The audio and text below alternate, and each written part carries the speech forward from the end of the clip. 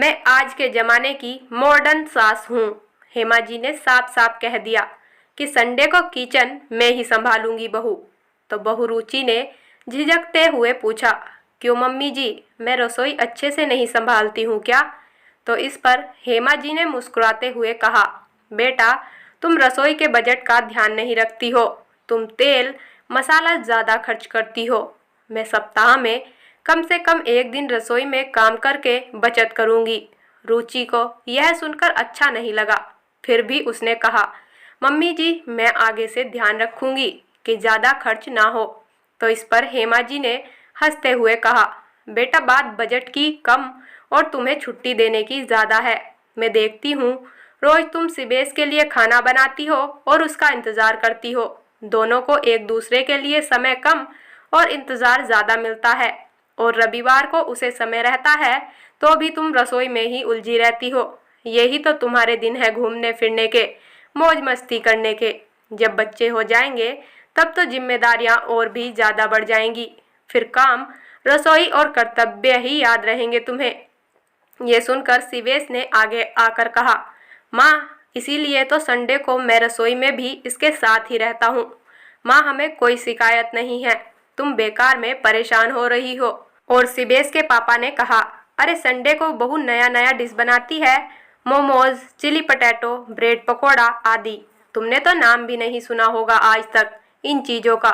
न तुमने पहले खिलाया था कभी हमें बनाकर, न तुम्हें बनाना आता है। रहने दो, रसोई बहुरिया के हाथों में ही। तुम अपनी भजन मंडली संभालो। ये सुनकर हेमा जी ने चिढ़कर कहा, बनाना नहीं आता तो क्या हुआ, मोबाइल चलाना तो आता है ना। सारी डिशें बनाने की रेसिपी मोबाइल पर आसानी से मिल जाती हैं। मैं उन्हें देखकर सीख जाऊंगी, और जब बहू मायके जाए या जॉब करे, मैं आपको सब चीज़ें बनाकर खिलाऊंगी। यह सब देखकर और सुनकर रुचि हैरान थी। उसने आज तक कैसे कैसे किस्से सास बहू के बारे में सुने थे। इसीलिए तो वह अपने रिश्तों में मिठास बनाए रखने के लिए सभी की उम्मीदों पर खरी उतरने का प्रयास कर रही थी। वह सोचती थी कि उसके कारण परिवार में कोई परेशानी ना हो, पर यहाँ तो सास आगे आकर आज़ादी का ऑफर दे रही थी। यहाँ जॉब करने की आज़ादी, अपना विचार रखने की आज़ादी, पति के साथ समय बिताने की आज़ादी। सास बहू के किस्से पहले जैसे भी होते हों, लेकिन आज के ज़माने में तो वह बहुत खूबसूरत हो गए हैं।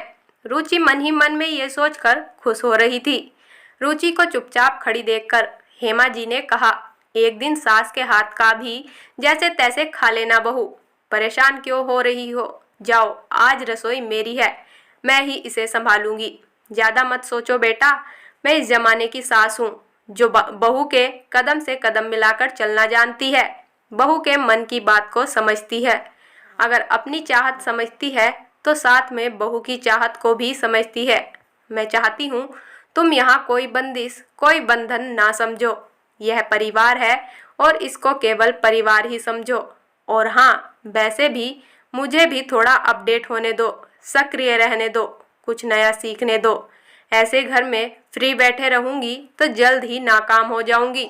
रुचि ने यह सुनकर आगे बढ़कर अपनी सासू माँ के हाथ को चूम लिया और उनके गले से लग गई, और हेमा जी से कहने लगी कि मम्मी जी, आप सबसे बेस्ट हो। सिवेश रिश्तों की इस मज़ेदार ट्यूनिंग को देखकर आज फूले नहीं समा रहा था।